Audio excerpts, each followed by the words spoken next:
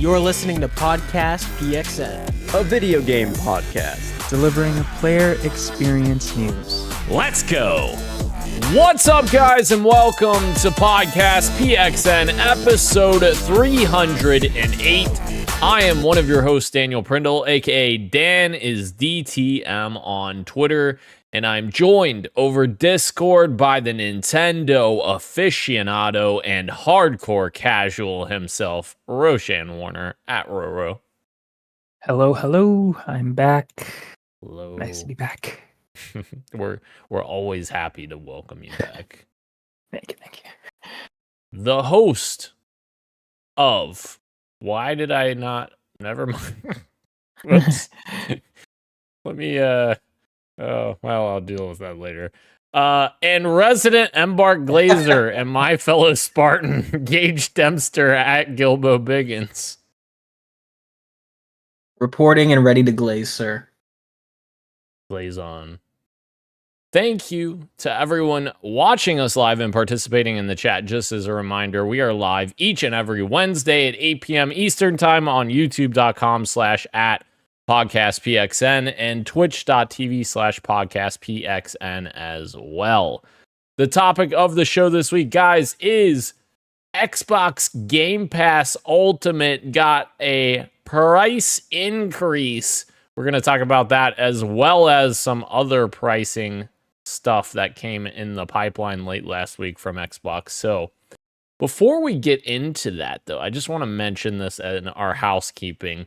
Happy 18th birthday to the GOAT. You can now go vote at elections everywhere. Halo 3. Happy birthday. Happy birthday, Halo. You're legal. Congratulations. All right, let's jump into the topic of the show here. Xbox had some pricing updates here. So last week, we got word finally from Asus how much their handheld devices are going to cost. They are out just in a couple of weeks, I think, very soon. The ROG Xbox Ally and the ROG Xbox Ally X have official prices. The Ally X is $999.99, $1,000 US, and the regular Ally is $599.99, so $600 US. A lot of money for some handhelds here, boys. I feel like $1,000 is like you're on your way to getting. Obviously, it's not. You can't get a full gaming PC for that, but like you're on your way to getting like most of the parts for a gaming PC. I feel like with $1,000, like that's a lot of money. For sure, Definitely. Yeah, for us it's 1,300 in Canada CAD, and the regular one is $800 CAD. Wow. For the Ally. I remember when we talked about this initially before the pricing, I was interested, like, because again, like Dan, we talked about this, like I love handheld gaming. Like we were talking about in the pre-show, DS right there. I love just sitting on the couch or in my bed and just being comfortable and playing games, and having that level of power just available to go anywhere sounds great. And those types of games sounds great. And why I want a PS or PlayStation Portable so bad, but like I can't afford can't afford it anymore, which is crazy. But I understand that these things are getting more powerful, but I don't know. It's like the people that you're selling this to. I don't know. We'll see how it goes for them, I guess. Yeah, and like I feel like handhelds oftentimes are like they're usually an add-on. They're a complementary console, not necessarily like your primary console, although in some cases it is. But to think about a $600 minimum piece of secondary hardware, that's quite the ask for sure. Yeah. There was also rumors that Microsoft and Asus were in negotiations like up until the price was announced on the pricing itself, like wanting to get the price down, but they couldn't come to terms on an agreement or something, which is interesting because I don't think that this pricing helps either one of them, but I don't know. We'll see. But that leads us into our main story here, which is that we got word today that Game Pass Ultimate is getting a price increase as well as new names for all the tiers of Game Pass. We also got a rewards update as well for people who use their reward system. So to go over this real quick here, before we dive in, they essentially pared it down to 3 tiers now with Essential, Premium, and Ultimate. Kind of similar to how Sony had set theirs up a little while back when they changed theirs. So Essential comes with 50 plus games that are playable on PC, console, and cloud, and is $9.99 a month. So that price is staying the same. However, you are getting the additional ability to play on PC with this tier now, and cloud as well. So unlimited cloud gaming, in-game benefits for Riot Games, which is like Valorant and League of Legends. Yep. And then it includes online multiplayer, as well as you can earn up to $25 a year in the store with Microsoft Rewards, which is the rewards thing I hinted at there. Then you have the premium tier, which is the middle tier, which gives you 200 plus games, which is now playable on PC, console, and cloud as well. So once again, they're expanding this to PC and cloud as well as console for $14.99 per month. So that price didn't change either. You get new Xbox published games within 1 year of launch. You get unlimited cloud gaming with shorter wait times. You get in-game benefits included for Riot Games, as we just talked about, and you get online multiplayer, as well as playing and earning up to $50 per year in Microsoft rewards. So double the rewards potential. And then you have Ultimate, which got a big price increase here. But before we get to the price, it now includes 400 plus games which are playable on PC, console, and cloud. Now, Ultimate already was playable on PC, console, and cloud, so that's the same. The price is now $29.99, up from $19.99 after it was increased a couple of times. This includes 75 plus day one games per year, including all Xbox published games day one. They added for this tier to try to allure people despite the price increase. They added Ubisoft Plus Classics and EA Play included. So EA Play was already included. They're adding Ubisoft Plus Classics as an addition. They are also adding Fortnite Crew, which is coming in November. And of course, it's still unlimited cloud gaming at their best quality with shortest wait times, whatever. In-game benefits for Riot Games, online multiplayer, and then you can earn up to $100 per year in the store with rewards there. So doubled the previous tier. So yeah, that's where we're stacking up here. Ultimate gets a 50% price increase. How are we feeling about this price increase?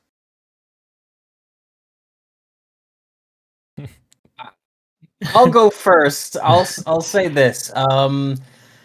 We, by happenstance, we actually had a pretty heated debate, you and I, this past weekend with a friend of the show about the value when it comes to gaming and Xbox specifically. But this kind of makes me think of that where I don't know, like 306, and it's important to mention that Xbox does not have a yearly annualized sort of subscription method. You have to pay month to month. That's it. So $360 American dollars a year I think we're getting to the point now where, for at least for me personally, where I'm like, I don't know. It's no longer a no-brainer value, I think. I think we're getting close to, okay, so that is, in USD, that is, 4 or 5 full price games a year. I mean, some people maybe don't actually play that many on Game Pass, right? Like, I don't know. I think $360 a year is steep. I don't know what the Canadian pricing is yet. But I might be looking at canceling my Xbox Game Pass, and I never thought I would be saying that, but I think the value proposition is getting a little bit skewed, where it used to be kind of a no-brainer for me. Yeah, I'm in a similar boat as well, and I talked about it a little bit in the chat where I'm not signed up right now, but I was similar to you, Gage, where at one point I was like, it was a no-brainer. It was like, it was such a good deal at a certain point, and similar to a bunch of other subscription services, they just keep increasing the price, and sometimes for no reason because they don't really add anything. In this case, they did, but my problem is, and I think a lot of people's problem, based on what I've seen in the comments, is that it's services that they don't necessarily need or want. Like, Right. Some people don't want to play Fortnite. Some people don't want these Riot bonuses. And it's just like, just give us the option to, and again, if they gave us the option, then they wouldn't be making more money. So I understand why they don't give us the option.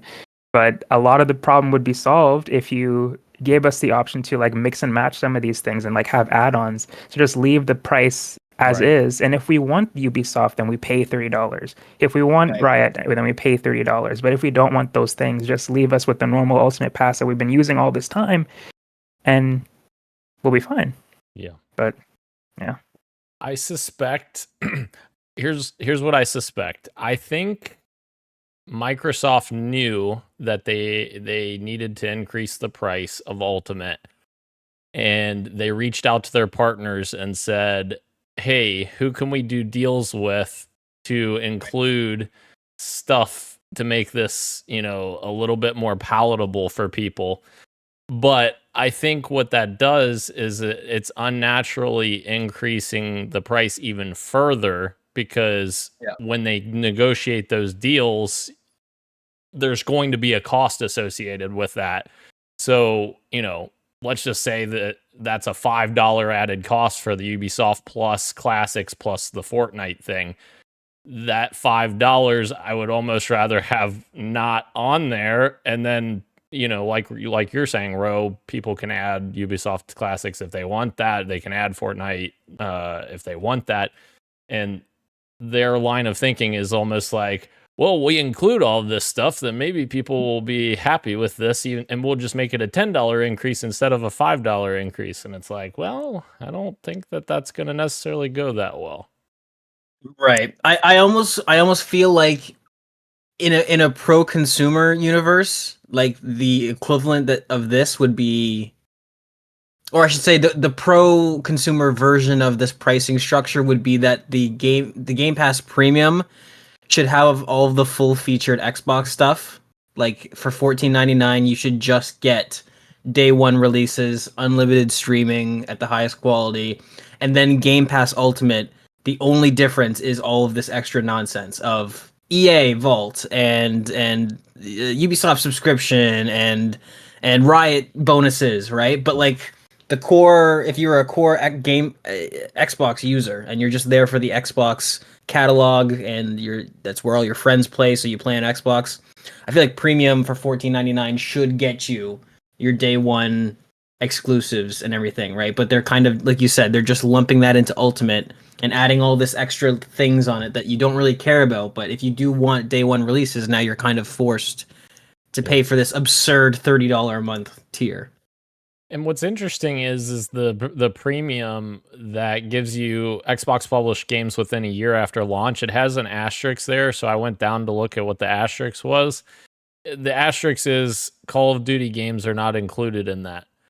Who the fuck is playing a previous year's Call of Duty a year after launch? Because the next Call of Duty is going to be out. So why would you not just include Call of Duty in that a year after launch? That to me doesn't make any sense. I don't I don't quite understand I feel like excluding it.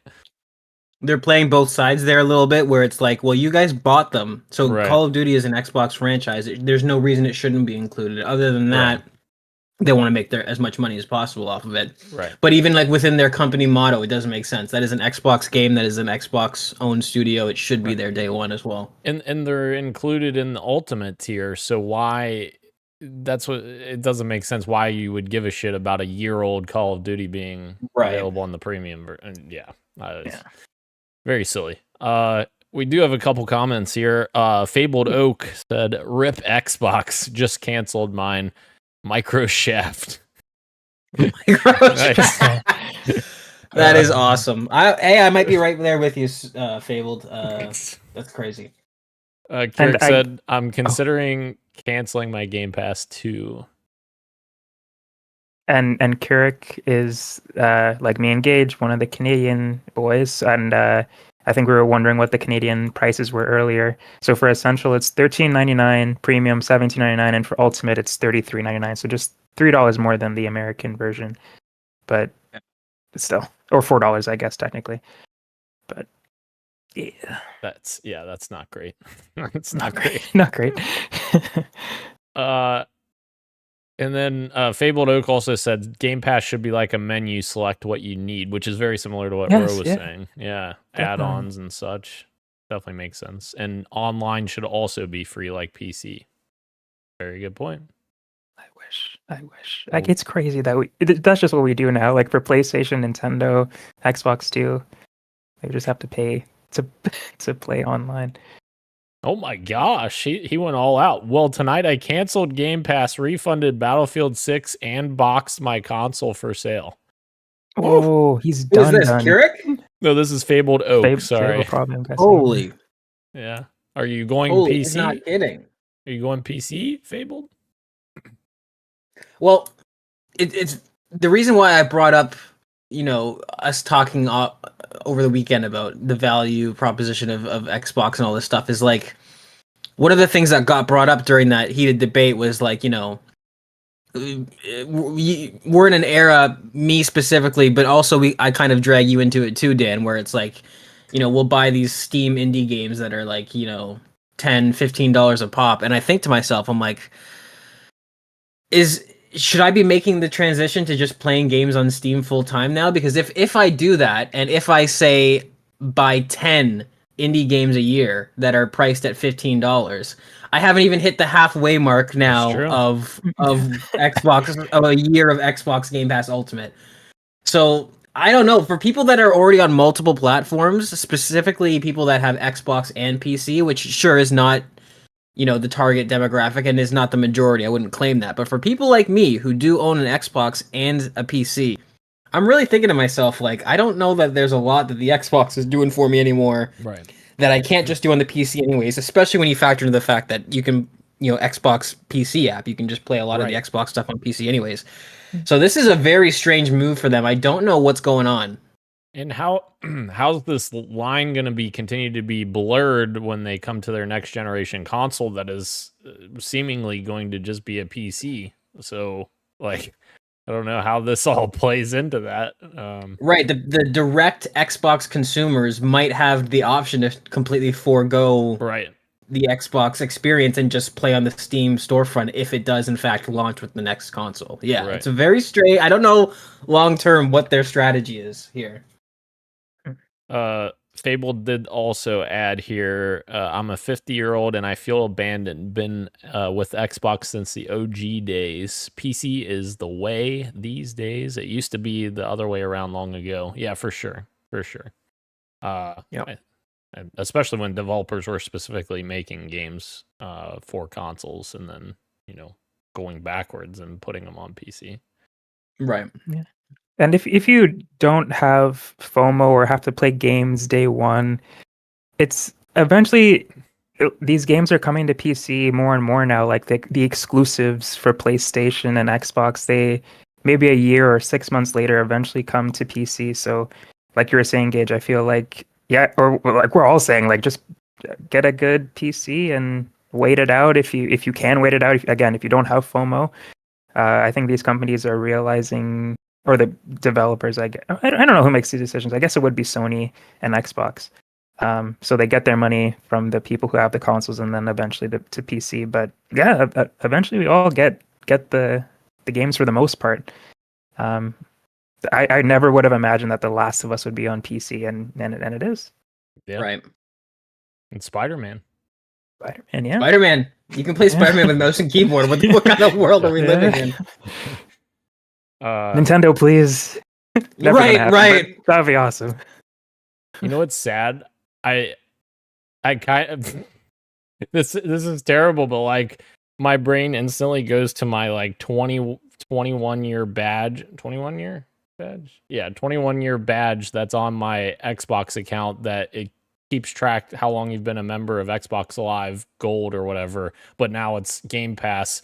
And I don't know if I change tiers, does that fuck with that? Like that's what comes into my head because I love seeing my legacy there, Yes. and I don't want to see it out of What my the corporations want from you, I Dan. You're know. falling into it. But it's 21 But it's years. 21 like it's you're- just a little collection of pixels in the corner. it's It a doesn't matter, badge. Dan. It's a badge. But here's the thing. So we've talked about all the negatives, and I completely agree with all the negatives. However, I will say one thing. I think for me right now, the value proposition is still barely there for me. I think because when I do the math, and I'm a very analytical person, I need the numbers and compare. Right. So to have online with console, which that's my primary gaming setup, so I'm gonna need online to play online. I need the essential tier no matter what, which is $9.99 a month. So I factor that in. That's $119 a year. I subtract that from Ultimate's $360 a year. I get $240 a year. I took the $240 divided by 70 for the cost of a game, $70, and that comes out to 3.4. So essentially 4 games per year pays for it. And I feel like right now I am playing 4 games per year that are Xbox first party or that are coming first exclusively to Game Pass, or just launching on Game Pass. So for right now, I think the value's still there for me. However, I do have to caveat and say that I have pre-purchased my Xbox Live or my Xbox Game Pass Ultimate through March of 2028. I checked before I started the show. You can pre-purchase up to 3 years, and I always in the past have bought months when they're on sale. So I don't have to worry about this until April of March of 2028. So When the price will be $70. yeah, exactly. It'll be double. But anyways, Well, happy for you, dog. That sounds great. I'd love to be, I'd love to be prepaid like that. No, I've seen some people. I have seen some people on Twitter too that are in similar situations that made the smart move to preload like 3 years worth of Xbox last year, so they're set. But yeah, I it's something that I'm gonna have to think about. I'm gonna have to do what you did, where I'm gonna have to go over what the upcoming catalog is and see if one more year of Game Pass is maybe worth it. But and actually, to kind of bounce off what you're saying, we talked about a lot of the negatives, which I think there are a lot of negatives with this. Positive, maybe silver lining. Does this mean that they are confident in their 2026 catalog? Does that mean that finally a lot of these games that we've been going years without updates for are like, there's a lot of them coming out next year, in which case they feel confident with this? If that is the case, I would love to get confirmation of that soon. So like a really big Xbox heavy Game Awards would be awesome, where we see a lot of finalized release dates for like things like, Fable, State of Decay, a lot of these games that have been in the works. Dan, stop. Yeah, so I don't know if Xbox is coming out with a lot of 2026 exclusives, then maybe they can try and win back some favor with people. But if it's another kind of lackluster year with only like 3 big releases, then this is gonna make this go down a lot worse, I think. Yeah, and I think we are gonna get a decent amount of first party next year, especially if Halo comes out, Fable, Right. Forza Horizon 6. Like there's State of Decay definitely 3. Yeah, I don't know. Jury's out on that if that's coming next year. I don't know about that. We've got more chatter in the chat here. Fabled said, only problem with PC is the upgrade frequency and costs associated for sure. Garrick said, I had that question. I believe when I asked Microsoft, they said it will not affect the badge. Oh, so it will not affect the badge if you do that. Interesting. Okay. And Glenn's talking some shit. Gage Daniel's not falling into it. He's in it. Fucking come on, Glenn. Come on. Attaboy, Glenn. You preloaded quite a few years when it switched to Game Pass instead of Live. I did. I've kept up with it actually. Like I preloaded 3 years, like when it was still Xbox Live Gold, and then it converted, and then like I've just kept with it over the years. Like kept it at that 3 year because you can keep 3 years, and I always got it when it was on sale. I'm like, might as well get it on sale. But yeah. All right. The other piece of this as well, actually, I should have mentioned this with that, but oh well. Microsoft is also increasing the price of PC Game Pass, which is going from $11.99 a month to $16.49 a month, a nearly 40% increase. But PC Game Pass is getting 50 additional Ubisoft titles as well. It is not getting the Ubisoft Classics collection, but it's getting 50 Ubisoft titles. So people on PC also getting hit with the price increase. But it does have day one releases. I did forget that. PC Game Pass does have day one releases. So if you're only on PC, actually be more financially sound. It'd be a better deal than somebody who's Yeah. only on Xbox, right? Exactly. If you're there for the Xbox exclusive, which is very interesting. Yep. All right. And the last little bit here that coincides with this, of course, with everything happening, the website to cancel Xbox Game Pass subscriptions was overloaded. This was right after the news that the Ultimate subscription will be increased to $29.99 per month. They got overloaded. Fabled says, I bet they increase it again in 2026. I hope not, because they increased it in 2024, now 2025. Hopefully not in 2026. That'd be hopefully not. Hopefully, like what Gage was saying with like next year, like they're really confident with the games that they're having, so they're doing this now just to get out of the way, so they don't have to like taint their confidence next year. And not the other way around, where it's like, check out these awesome games, and by the way, we're increasing the price because of these awesome games. So hopefully they're just getting the bad news out of the way now, and they're just going to like impress us with some nice games next year. For sure.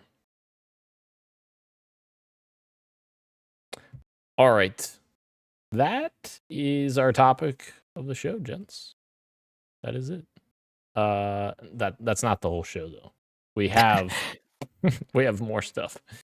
Let's dive into the PXN news of the week. So we do have more Xbox stuff. This was from last week, at the end of the week after our episode last week, with the Tokyo Game Show announcements that happened, I believe, Thursday of last week. So some check-ins here from their first-party creative teams at Xbox. Age of Mythology Heavenly Spear is a new expansion to Age of Mythology Retold, where players will go to Japan, where they'll encounter new gods, new monsters, new powers, a new story, and more. The brand new 12-mission campaign focuses on Yasuko, a farmer's daughter who takes on a new destiny when she discovers a magical spear. Some more Age of Mythology. We also got a look at Call of Duty Black Ops 7, introducing Japan set multiplayer maps. They offered a look at 2035 Tokyo, which combines well-defined lanes and some really fun set pieces. This is from Xbox.com, so don't take this as gospel. Including a cat cafe, a karaoke bar, and a crashed train. Oh, that's cool. The other one is Den, which offers a different vibe set in the countryside outside of Tokyo. This map centers around a Japanese castle that's been repurposed as a guild base. Japanese castle. Action there. All right. Fallout 76 developers thank the Japanese community. They go over all of their expansions. But while we're actually on Fallout 76, I might as well just mention this now, since we're on the topic. They did also announce just today that the Ghoul, voiced by Walton Goggins himself, is headed to the Appalachia in Fallout 76 with the expansion Burning Springs. It's the next major map expansion, arriving in early December. Very well timed with the show.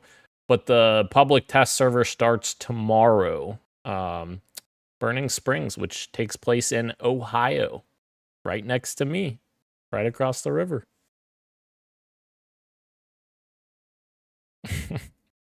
Very nice.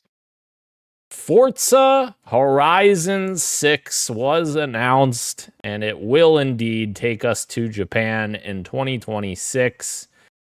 It closed the show announcing that it would return in 2026, with Mount Fuji dominating a landscape that includes serene waters and urban environments as cherry blossoms flutter in the breeze. They accidentally revealed this before the event on social media. I did see that, yeah. Yeah. But very exciting. I'm excited for the next Horizon game for sure. Gauges too. I know he is. He's not saying it. I can't wait. I can't wait. I'm gonna hop in my Subaru and drive across the Japanese countryside, dude. Microsoft Flight Simulators World Update 20 Japan is massive. The latest update includes 23 new photogrammetry areas to the simulator, covering over 20,000 square kilometers. The regions included add major Japanese cities like Hiroshima, Kyoto, Osaka, Sapporo, Tokyo, as well as 5 new highly detailed handcrafted airports and 67 new points of interest. Lots of goodness coming. Flight Sim. Ninja Gaiden 4 showed off their Master Ninja mode, showcasing dynamic enemy placement and aggressive AI that will scale with the difficulty levels. It's staying true to its punishing roots while introducing a new hero mode and adjustable assists that can ease newcomers, not newscomers, into its signature high-speed combat. Also, a standalone training mode, which is a first for the series, will let players test their skills before diving into battle. Then their partners that announced some things here. 007 First Light announced that Gemma Chan has joined the cast of 007 First Light. She will be debuting as Selena Tan, MI6's head of tactical simulation. She is a senior MI6 official who leads tactical simulations, a program to train elite recruits. She was formerly a psychology and strategy academic turned immersive tech expert, and she now applies scientific precision and strategic insight to British intelligence. There we go. Then we have Anemo. Meet even more creatures. A highly anticipated creature-catching ARPG. Anemo introduced a number of the fascinating creatures who will inhabit the world of Idil. Watch out, Nintendo. Watch out, Nintendo. Yeah, Watch out. they're coming for you in emo. Double Dragon Revive is offering a deeper look into Extra Mode. This mode will test your skills with over 50 missions, clear them to unlock character-specific episodes, offering new story perspectives. We got Dragon Quest 1 and 2 2D HD remake, a brand new area, ocean floor was revealed. Producer Hayasaka Mizaki. I butchered that the first. Guided viewers through ocean floor, showing the player's party meeting a mermaid and being invited to save the area. Yes. I'm actually looking forward to this one. Hell yeah. Big Dragon Quest fan. I've liked the modern ones, but I haven't gone back to play the older ones. So I'm excited. I like HD 2D remakes. They're usually pretty good. Very nice, very nice. Then we have Fatal Frame 2 Crimson Butterfly remake, which is a revival of the classic horror experience. Fatal Frame series director Makoto Shibata talked about the remake's improvements over the original, including graphical and audio enhancements to help turn up the fright while bringing the Japanese horror classic to a whole new audience. Spooky. Gungrave Gore Blood Heat was revealed. Got their first look showing the world premiere. Rebuilt in Unreal Engine 5, showcasing explosive new action. Highlights Graves' iconic dual gun shootouts enhanced with brutal close quarters combat and a revamped stylish action system. We've got Hitman World of Assassination, which is bringing martial arts expert and legend Bruce Lee joining Agent 47 in a new mission. Agent 47 must protect the undercover Agent Lee, who has infiltrated the tournament that doubles as a recruitment tool and cover for leadership meetings of Concord Union. We got Hotel Barcelona revealing multiplayer modes ahead of its release. Well, tomorrow. It says tomorrow, but it was last week. The legendary creators of Hotel Barcelona, Suda51, as well as Swery, made an appearance to unveil the game's multiplayer options, and it's more than just a bolt-on crowd pleaser. The game will offer up to 3-player co-op, introducing new layers of complexity and strategy. There will also be a PvP invasion system where invaders step into someone else's run and become adversarial doppelgangers, locked in mortal combat until one player falls, with rewards given to the victor. Mistfall Hunter unveiled its second map, premiered an exclusive developer update showing the game's second map confirmed for launch. Sacred Forest. Monster Hunter Stories, the whole series, is coming to Xbox. The latest entry in the series, Stories 3 Twisted Reflection, will be available on March 13th, 2026. And in a surprise announcement, we also say that the first entry, Monster Hunter Stories, and its sequel, Monster Hunter Stories 2 Wings of Ruin, will both be available on Xbox from November 14th, 2025. You can pre-order today for a discount as well if you are a Monster Hunter fan. Project Evil Bane shows off its 4-player action RPG combat. That's pretty much intense boss battles. It's not very descriptive. Rhythm Doctor on Call from December 6th is on the way. Everything in the spot is a single shot without any cuts or splices. All the effects, layer shots, Jumping between different songs are achieved in game and set to a mashup of songs that represent less than the half of the game's total track list. Romancing Saga 2 Revenge of the Seven is out now for Xbox Series X and S and Xbox on PC. We're getting into the dweeb games. I mean, we talked about it last week when you weren't here, Ro. I'm sorry. The dweeb games? The dweeb. It's weeb games, not dweeb games. That's a totally different insult. Yeah, weeb games, yeah. I mean, this whole list is supposed to be weeb games. That's true. To some extent. That's a good point. If you can't show weeb games at the Tokyo Game Show, where can you? Exactly. And speaking of weeb games, Star Sand Island gets a first ever CG trailer highlighting the game's cozy, heartwarming island setting and key features like open-ended farming and creative DIY building. I feel like I had to change my voice for that. Like a calming voice. It's beautiful. Sudden Strike 5 is coming in 2026. In this Xbox exclusive trailer, witness the return of strategic World War II combat in Sudden Strike 5. Yeah, coming back, baby.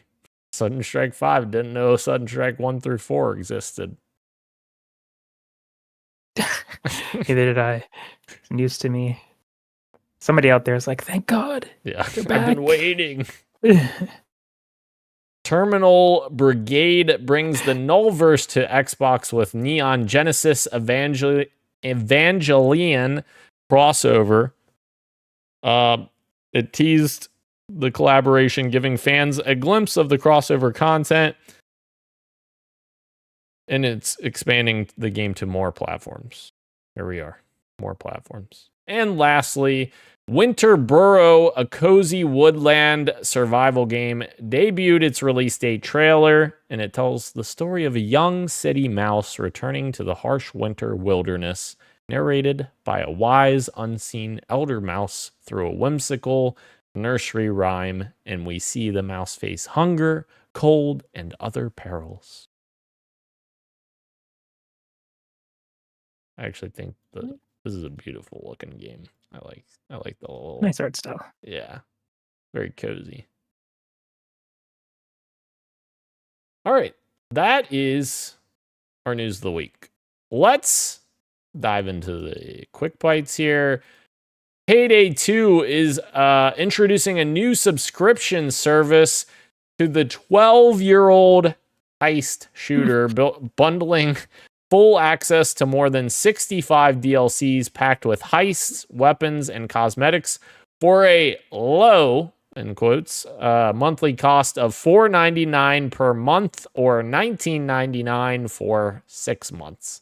For a 12-year-old game, I'm thinking you could have just charged like $5 or $10 for all the DLC one time. Yeah. Right. That's wild. Yeah. My goodness. What's even more wild is that a Payday 2 DLC bundle had a $50 price hike right before this was announced, and people called it out, and Starbreeze came out and said, the negative reaction makes complete sense, and the community has made it clear how the price change and its timing looks from the outside.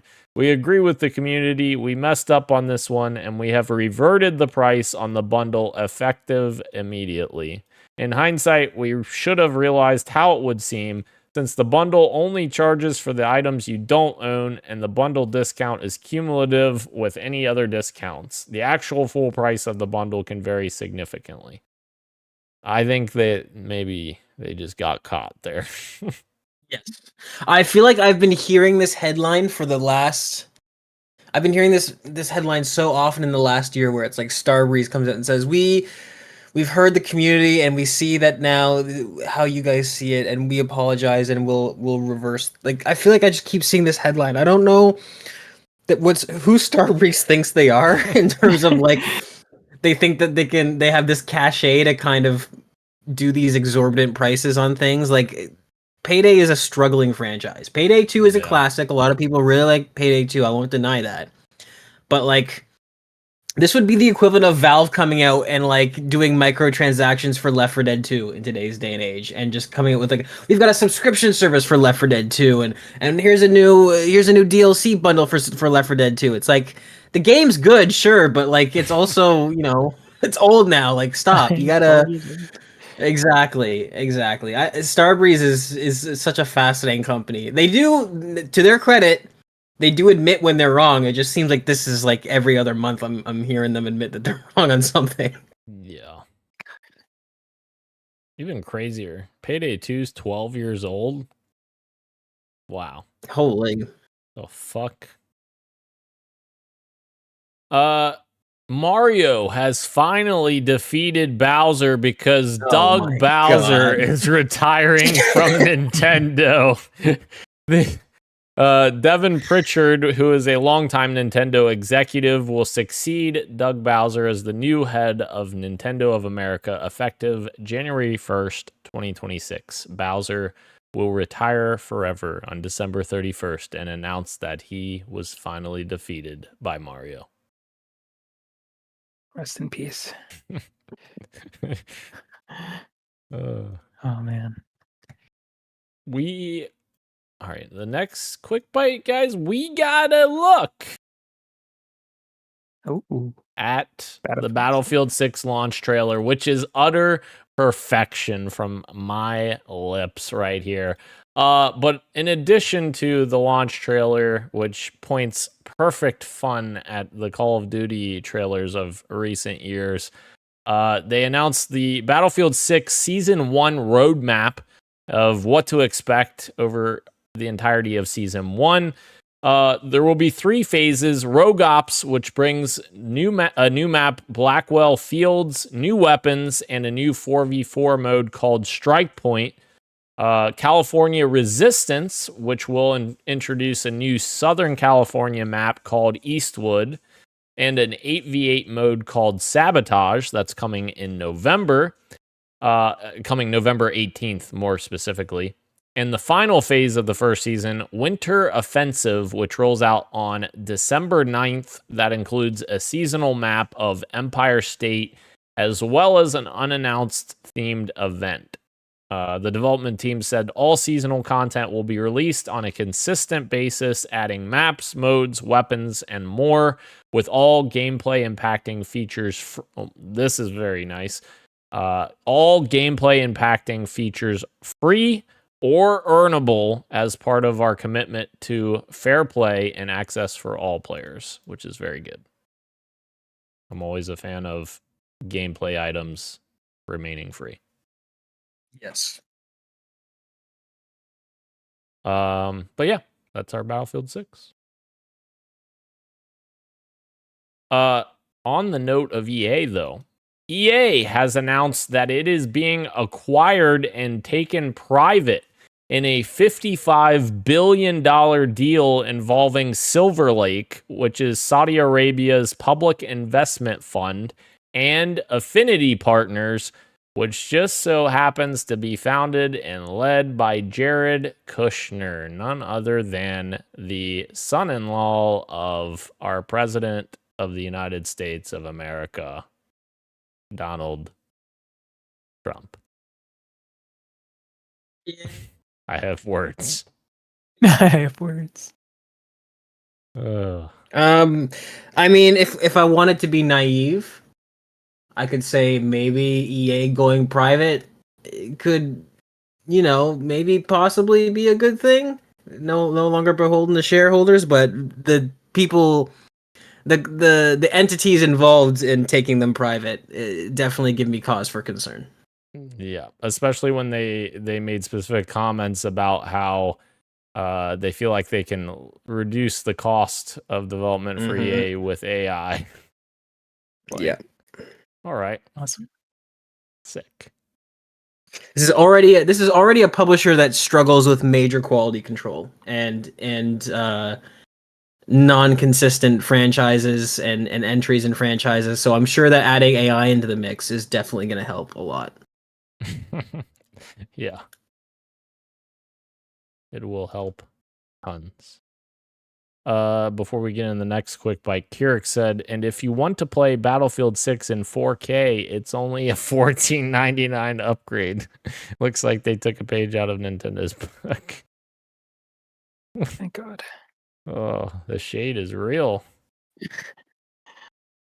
All right. The next quick bite, PlayStation and Reebok announce a 30th anniversary PlayStation shoe, which looks absolutely disgusting to me. But I saw these. First of all, I want to say something. I'm curious what Ro thinks. I saw these and I was like, damn, I bet you Ro is all over these. I could be wrong if you don't like them. I think they look kind of sick. I specifically like the I'm not a sneakerhead, so I don't know the term for it, but the tall one, if that makes sense. The high tops, I think they're called. High tops, yes. I specifically like those ones a lot, but I think these look kind of sick. The high tops are okay. I'll give you that. High tops are okay. I used to really like high tops. I think my style has changed a little bit now. I think the high tops do look good, but I like the I guess the lesser of all of them, like the one that's closest to the front. Okay. Just a plain sneaker with the date inside, 29/9/1995. And I kind of like the one on the far left too. It's like looks super futuristic with that little button on it and the tag. I hate that's that. the one that gave me Ro vibes. I know saw it. That's the one that's crazy. I know that's like the ugliest one out of all of them, but I kind of like it. I kind of like the vibes on that one. Fair enough. I don't know if I'm gonna. I mean, I added a story to this one to bounce off of what I want to put on my feet. Hell yeah! Tell them right now. You tell them. Sonic is doing another collab with Puma, which they have in the past. They're making more shoes and some clothes as well. They've got like a button-down Sonic shirt, black and white Sonic shirt that I really like actually.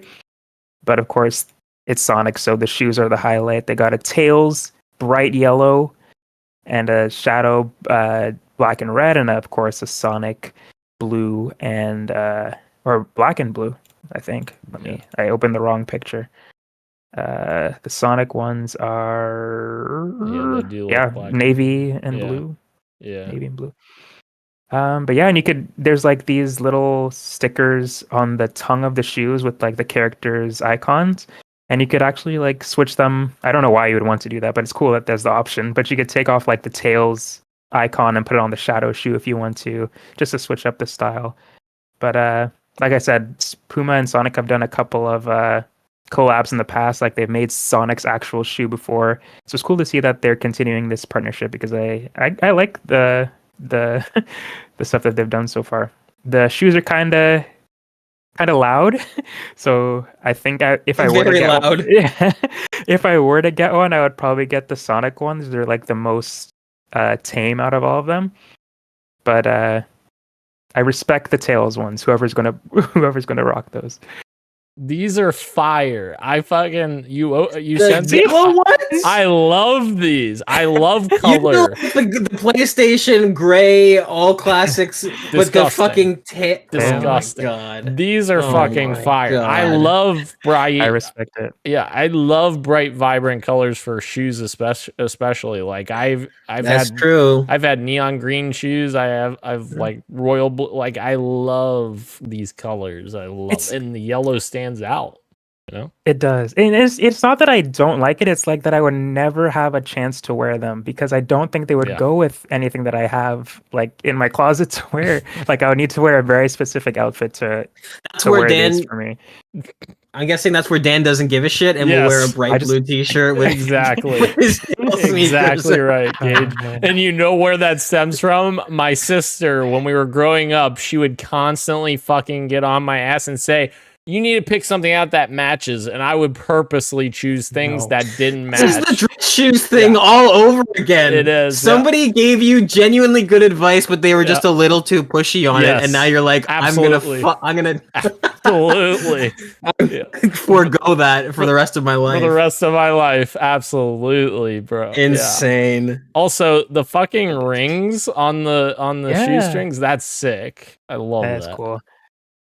You could only see it in one of the pictures, but like the soles of the shoes have like a pretty cool design too. At least the Sonic ones do. So I'm excited to see. I don't know if there are more pictures like on the article attached. Probably are, but yeah, they launch on the 30th of this month. Hell yeah. So we'll see. Maybe I'll grab a pair. Hell yeah. I'm looking at the Tails ones from a different angle. They're starting to grow Hell on yeah. me. Oh, you guys are crazy. Let's go. No. Oh no. We'll see. That's I'll probably huge. end up getting the Sonic ones, if any. That's huge. All right. Moving on. Of course, Dan's got to mention this. We got more info on Halo Championship Series 2025, which is the final Halo Championship Series for Halo Infinite. It is sending it out with a bang. And we got some information on their next projects. Back in June, we let the community know that we'd be continuing the conversation from last year's Halo World Championship and the A New Dawn video and sharing more about what we've been working on. Like last year, we'll be on the main stage to talk about it, but this year we've also got a deep dive panel planned for the community stage that you won't want to miss. Both the segment on the main stage and the panel on the community stage will be going down early Friday afternoon on October 24th at Halo World Championships. So guess who's taking off on October 24th? Absolutely. You. Gage, are you with me? Yeah. I might be with you. Now, so there's also something else there. We might have talked about this last week, though, but I believe they've, at the very least, insinuated that they're talking about multiple projects. Have you heard that as well? So they have multiple projects in development. I saw Reb specifically say that they were going to be talking about multiple projects at this. They have not said that. I'm not saying it's not going to happen, but they haven't said that. It's just a rumor at this point. It's not official. Okay. Yeah, that was Rebs that said that, assuming that. And I'm not fully on board with thinking that's happening. Obviously, I'd love to see that, but I don't think that that's going to happen. I think it's just going to be one thing. Okay. And probably the remake of Yes. CE. I think the remake is certainly there 100%. Yeah. And then for me it's like there's a chance that maybe we'll also see something else. Yep. Sure. All right, that is our quick bites, guys. So let's drive right over to the fantasy draft check-in here. We have no new pickups this week, but we do have some updates. One of which being Ghost of Yotai from Rose Devil Games, which is Christian's team. And that got an 87 on OpenCritic, giving him 17 points. We must stop this man. You can't keep getting away with this. He can't. Ro continued his points rise with Digimon Storytime Stranger, which got an 81 on OpenCritic, giving him 11 points. Hell yeah. And also a quick update on Silent Hill F, because I think we talked about it last week, but it might have changed. 87 on OpenCritic for Silent Hill F, giving Ro 17 points. That's huge. Let's go. Hell yeah. Hell yeah. So, the standings are as follows. In last place right now, I'm sorry, Ro. You're currently in last place with 103 points. I'm just happy I broke 100. You're climbing back up, though. I'm just Climbing back. And that is with 7 released games. So you're still 2 behind in terms of releases, the next closest person. So you're still in it. You just got to get more games released. And then in third place at the moment is none other than Okie Dokie Inc. which is Gage's team, at 120 points. And then second place right now is Halo is Unreal. And I'm sitting at 126 points. And Christian is like far off into the fucking last turn of the final lap because he is at 181 points for Rose Devil game. My goodness. Insane. He has had all except for 2 of his games released, though, so he is pretty much near the top of. True. He does. He's almost capped out. He's at 10 games released. He's expecting 3 more, which includes his counter pick, I think. And then Gage and I are both sitting at 9 released. I'm expecting 6 still. Gage is expecting 4. Because you haven't drafted 2, and Christian still has some to draft too. So still some picks that need to happen out there. Get your picks in. All right. Coming up the next couple of weeks here, Battlefield 6 is coming October 10th, alongside Little Nightmares 3 as well. So literally a week from Friday, very soon. Crazy how quick it's come. Then we've got, and those are from me with Battlefield 6. Little Nightmares 3 is from Gage's team. Pokemon Legends Z to A coming October 16th for Rose team. Then we've got Keeper coming October 17th for my team. Coming from Double Fine. And then we got Ninja Gaiden 4 coming October 21st from Christian's team. And we'll go into more next week. I don't need to go over all of October yet. Lots of October games, though. Yes. It's exciting.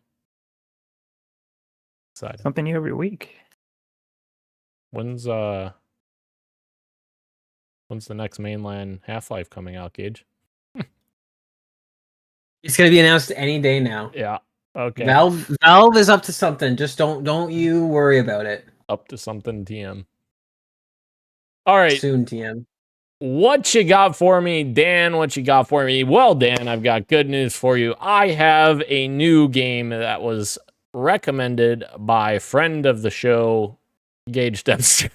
I don't know why I said friend and host of the show, Gage Dempster. And this game is called Mega Bonk. I believe you sent this game to me, and my words out loud were, "The fuck is this game?" So looked into it and bought it. This game is very fun. It is very fun. As someone who loves Vampire Survivors, it is very much a 3D Vampire Survivors with a little bit more depth to it as well, and like a lot more craziness happening in 3D. A lot of the characters are just really, really crazy and fun to play with. I couldn't help but, like, when I got stuck on the Bones character, I forget his name. Calcium. When I got on Calcium and he rides his little skateboard around, he's so fast on the skateboard that I didn't want to go to anyone else. So I probably spent, I think Steam said that I played 5 hours of this when we played, and probably 4 hours of it was with Calcium. But no, this game is a ton of fun. Picking up the power-ups and picking up the orbs to get your character powered up, and picking up every single statue that increases the amount of bosses when you get into a boss fight. And then I have like 4 bosses on the screen, and I'm like, why did I do that? I don't know, because I'm a fucking madman, you know? But no, yeah, super fun, super reminiscent of Vampire Survivors, and it's awesome. Roshan, what do you have for me, sir? I've got quite a few games, surprisingly. Yeah. I've been playing, this one I won't talk about too much, Yakuza Like a Dragon. It's a JRPG, huge series, the Yakuza series, and I've been, again, wanting to get into it for such a long time. It keeps getting bigger and bigger. I know it's a series that I would enjoy, and I am enjoying Yakuza Like a Dragon. It's just finding the time to commit to it and just like going through them. But I'm playing this one, having a good time, and then I'm gonna go back to the beginning and hopefully go through all of them, and eventually someday catch up so I could be right there with the rest of everyone when the new ones come out and be hyped. But yeah, it's a fun game so far. Outside of that, I've been playing Sonic Crossworlds Racing. So this is the new Sonic racing game that, might I add, reviewed better than Mario Kart World from IGN. It has a higher score. But yeah, I'm having a ton of fun with it. It's very challenging. Like the CPU races, I'm on the second hardest difficulty. There's still another difficulty to go up from there. But it's really challenging. Some of the races that they have you doing is like really high speed stuff. You have to like make sure you're timing your turns correctly. And the items are really fun. Very hectic racing. Yeah, it's almost like it's more chaotic to me than at least Mario Kart World. Again, I don't have a Switch 2. I've only played Mario Kart World like a handful of times, thanks to my girlfriend. So maybe I'm talking out of my butt here, but I'm really enjoying Crossroads so far. And there's so much to do. Like there's so many quests and things to chase to get characters and titles and ranks and all that kind of stuff. So and time trials. So there's a lot to do in this game, and I'm having a lot of fun with it. Yeah, so that one I'm enjoying. And the other two games, Easy Delivery Co., which is a game that actually Gage suggested a couple of weeks ago that he thought that I might enjoy, and I am enjoying it so far. So it's a little cozy game where you play as a cat and you deliver items to different people in this town, this like snowy town. And as you do so, you're earning money, and you're just trying to unlock different parts of this town by buying different items. So as you deliver these items, you're earning a wage, and as your wage increases, you buy items to unlock different parts of the town. And from what I'm gathering, there's like a story or something like a little bit darker that's going on here, which is super exciting, but it's not like in your face about it. It's still very cozy, but there's also some like mystery to unsolve as well. But yeah, it's very good so far. I'm enjoying it. Nothing too crazy, but just a nice cozy time. And the final one is Hades 2. Freaking, I got that on the Switch. Oh my god. This game is so good. Oh my gosh. Oh. I mean, I loved Hades, so I know I would enjoy 2. But it is just so unbelievably satisfying to just like go through these levels and get your ass kicked, and then slowly learn the bad guys, learn the bosses, and then these guys are they're like a cakewalk. Like you get through this world easily, and then you move on to the next stage, and then you're back at square one again. And it's like, okay, I gotta learn this again, and it's such a satisfying loop, just like Hades 1. Getting to learn all these new weapons, all these new bad guys, and of course the story and the characters. Oh my god, all the baddies in this game, they're still bad. The art is so fantastic. And the voice acting is so good. But yeah, Hades 2, of course, fantastic game. It was never a doubt, but yeah, really enjoying that as well. And the weapon that I'm using the most is I think the Sister Blades is what they're called. It's like a little scythe sort of thing. You could use it you could toss it, and you could also slice close up. So I've been using that a lot. Yeah, good times. Do you have Crossworlds on Switch, Ro? No, I got it on PC actually. Oh, with your new PC setup. With my new PC, yes. Right. Yes. I wonder. Yes. I'm assuming that's crossplay. Like if people have it on. It is. Okay.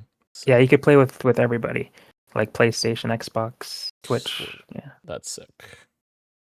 Kirik said nothing related to what you guys are talking about, but he has a question for you, Ro. Are you getting Trails in the Sky first chapter? Oh, I wanted to. I still do. I probably won't get it anytime soon. I have the original game, like Trails in the Sky, the original game on Steam, and I've started it a couple of times, and I know that, to my knowledge, the remake is not the full game; it's just half of it. So I'm debating whether to just play the original. I don't know. I don't know how I feel about it yet, but I know it's fantastic. I've heard really good things about it. So I'm still deciding. And I wonder if Kirk, if you've picked it up. But Gage, I mean Dan is freaking out here. I want to know what Dan's freaking out about. Oh, sorry. No, I had to turn the Reds game on because they're in the postseason for the first time in like a decade somehow, Yes. and they just scored 2 runs. Sorry. Let's go. Sorry. Oh my goodness. Ugh. Kirik said, "Oh, I thought it was the full first game. I did get it for Nintendo Switch 2." He said. Okay, I might be wrong. When it said first chapter, I thought it was like split up, and I thought I heard one of like the developers say that they're continuing it, but they may be continuing it via the second game, like the actual sequel. So maybe they didn't split it up. I could be wrong. But yeah, I'm still deciding because I have the original game. So I was thinking just playing the original game and then maybe play the remake after. Patnad also said, "Love Megabonk. Hell yeah." And now we'll transition into Gage. What you got for me? Well, Dan, I got a whole lot of Megabonk. Which, as Dan said, 3D Vampire Survivors. I've seen online people accusing this game of being slop, and I just wanted to throw this out there in defense of the game, because I can see what they're saying visually. It doesn't help that the game has a lot of like what I would call early's Borderlands humor, where it's like overly cringe and like definitely terminally. If you're terminally online, you'll understand everything in the game, unfortunately. But what in my mind, what stops me from calling Megabonk slop, is the attention that's paid to like the progression system and the leveling system in the game. So it does something really cool that I don't remember Vampire Survivors doing, which is that every time you level up in this game and you pick your upgrades, there's like this element of RNG to the upgrades where, like, you know, one time you might be offered to increase the outright damage of your weapon and maybe the projectile speed, but the next time you get an opportunity to upgrade that, it might be the projectile count and you know, the amount of bounces. So every time you level up things, it's not just a linear sort of leveling system. It's got like this little bit of RNG where the amount that you're increasing each upgrade by can change depending on the level. So there's a lot of interesting twists that they do on the formula that to me keeps it really fresh and keeps me coming back for more. So I'm totally hooked on Megabonk right now. I love it. I think it's great. Another great indie, as we were talking about earlier, that, you know, cost I think $12.99 Canadian, and I've gotten like already 30 hours out of it, which is crazy. But yeah, shout out to Megabonk. Megabonk is absolutely, it's awesome. I'm having a great time with it. Patnat said Mega Slump. Mega Slump. Men can't make mistakes anymore. That's the problem with our society. Yeah. Oh, that's awesome. All right. I do believe that brings us to the end of the show. Everyone turn on your televisions to ESPN right now and root on the Reds because they are in the postseason. And thank you to everyone joining us live the Reds. On Go YouTube Jays. and Twitch, as well as podcast services everywhere, including Apple Podcasts, YouTube Music, Spotify, and everywhere else you get your podcasts. The Reds are a small market team. The Blue Jays are not. Thank you, bro. Thank you, Gage. I am Daniel, and this has been Podcast PXN, and we are out. Much love, and keep on gaming. See ya. See ya. Uh,